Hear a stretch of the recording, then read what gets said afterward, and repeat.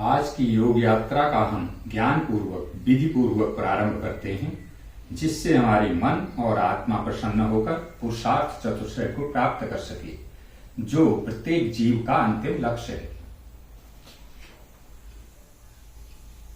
किसी भी शुभ कार्य को प्रारंभ करने के लिए ईश्वर की वंदना की जाती है।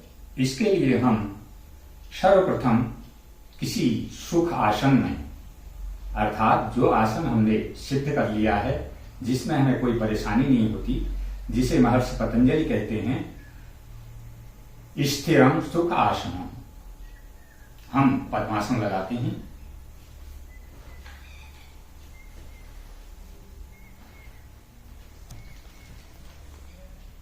हाथों की कोई भी मुद्रा, हम हाथ जोड़ लेते हैं,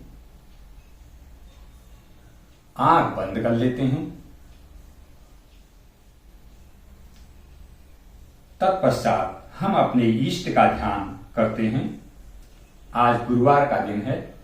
हम जगत गुरु, गुरुओं के गुरु शिव का ध्यान करेंगे और सर्वप्रथम उनका ध्यान करते हुए हम अपने हृदय में उन्हें स्थान दें।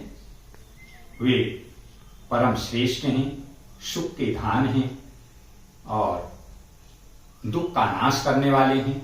वे हमारी बुद्धि को श्रेष्ठ सन्मार्ग में ले जाएं। अतः शुरू करते हैं।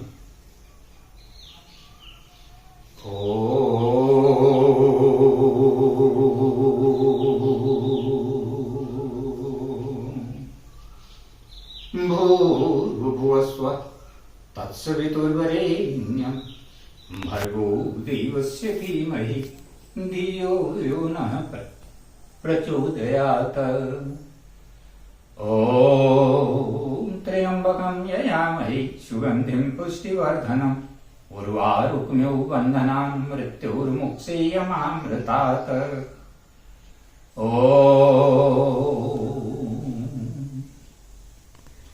हे प्रार्थना गुरुदेव से यह स्वर्ग संसार हो, अति उच्चतम जीवन बने परमार्थमय व्यवहार हो। हम ना रहें अपने लिए, हमको सभी से कर्ज है। गुरुदेव ये आशीष दें जो सोचने का फर्ज है। छोटे न हों हम बुद्धि से, हों विश्वमय से ईशमय, हों राममय और कृष्णमय, जगदेव में जगदीशमय। है प्रार्थना गुरुदेव से यह स्वर्ग संसार हो।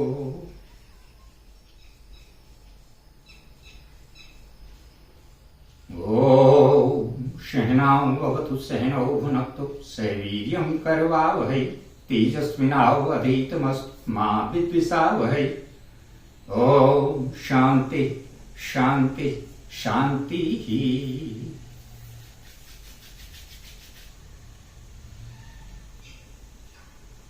अब हम आज के योगासन गोमुखासन का अभ्यास ज्ञान पूर्वक एवं विधि पूर्वक करते हैं। इसमें दो शब्द ज्ञान पूर्वक एवं विधि पूर्वक योग आसन का रहस्य है। अर्थात हमें किसी श्रेष्ठ योग गुरु के सानिध्य में योग विद्या को सीखकर ही योग विद्या का प्रारंभ करना चाहिए। देखा देखी कीन्हे योग, छिची काया बाड़े रो। यदि हम बिना सीखे हुए अपने मन से देखा देखी इसे करेंगे तो इससे लाभ नहीं, हानि होने की संभावना भी रहती है। अतः इसमें हमें देश काल और परिस्थिति का ध्यान रखते हुए, सात्विक वृत्तियों को रखते हुए, नकारात्मक वृत्तियों को दूर करते हुए इसका हमें अभ्यास करना चाहिए। दिनचर्या का प्रारंभ हम शारीरिक शुद्धि अर्थात महर्षि घेरंड कहते हैं षट कर्मणाम शोधनम च। हमें दैनिक प्रातःकालीन क्रियाओं से निवृत्त होकर हमें षटकर्म की क्रियाएं कर लेनी चाहिए, जिसमें हम इससे जलनेति, रबरनेति, सूत्रनेति एवं वस्त्र धोती द्वारा अपने शरीर की शुद्धि कर लें। अभ्यंग द्वारा अपने शरीर को प्राकृतिक चिकित्सा के रूप में और जिमी करेले के द्वारा एक्यूप्रेशर से अपने हथेलियों एवं पैर के पंजुओं को तथा शरीर के जो मुख्य पॉइंट हैं जिनसे शरीर निर्धारण होता है उनका हम एक्यूप्रेशर कर लें। इसके पश्चात हमें समय अर्थात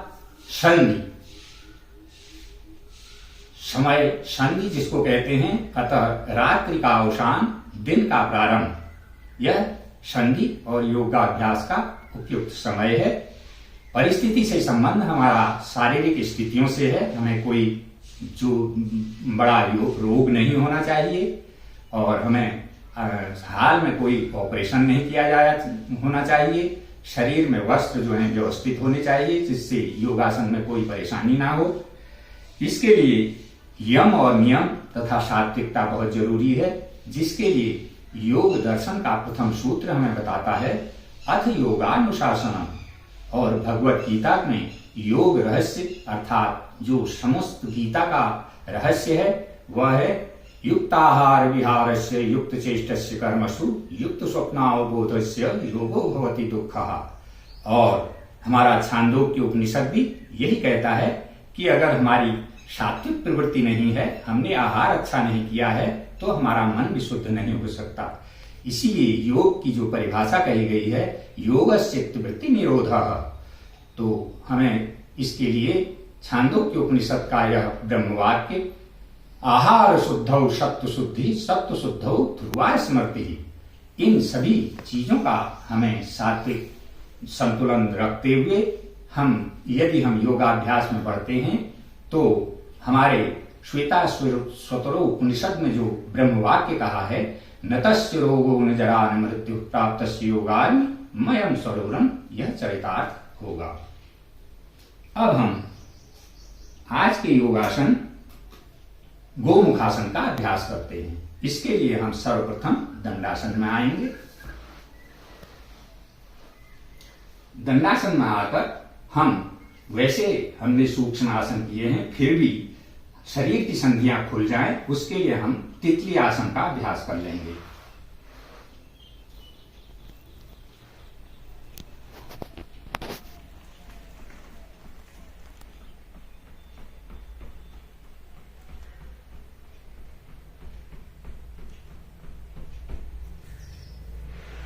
अब हम गोमुखासन का प्रारंभ करते हैं।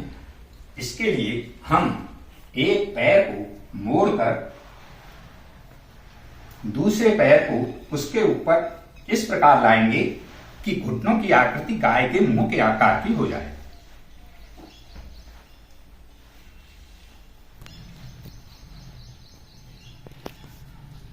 अब हमारा जो पैर ऊपर है उस हाथ को हम ऊपर ले जाएंगे और दूसरे हाथ को पीठ की ओर ले जाकर दोनों हाथ की उंगलियों की मुट्ठी बना देंगे।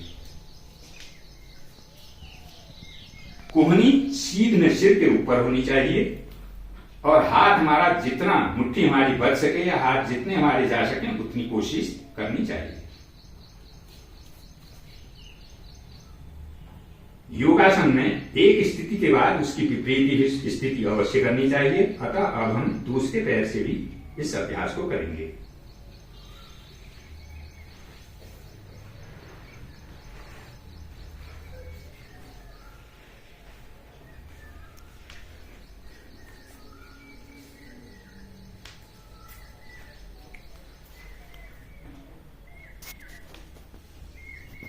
चूंकि यह एक बैठ कर किया जाने वाला ध्यानात्मक आसन है, इसलिए हम इसी ध्यान में प्रभु से सर्व मंगल कामना करते हुए योगासन का विराम करेंगे।